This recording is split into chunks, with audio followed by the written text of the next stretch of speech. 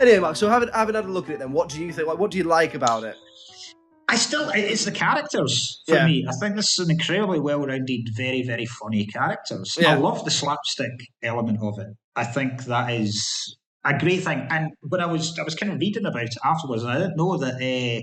So they made it as a kind of it was around about the time when like Porky's came out and Airplane had just come out, and they were trying to ramp up the kind of gross out humour that would then come on later in the 90s and stuff like that.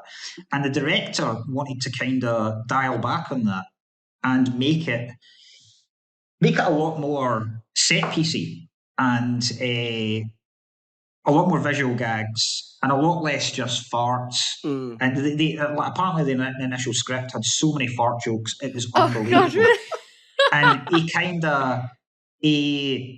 he gave in and said, right, I'll keep the one bit. And the one bit that they definitely wanted was there's a scene where Lieutenant Harris, who's the lieutenant that basically is trying to make sure that they fail. Yeah. And he's hired these two basic neo-Nazis to kind of help him.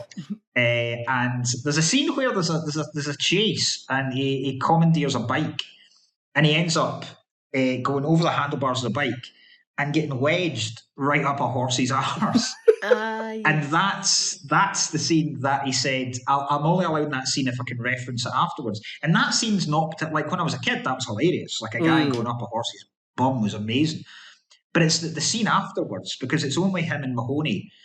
And when he comes in to do his kind of parade up and down the cadets, he asks Mahoney, he whispers in his ear, and he was like, I trust you told nobody.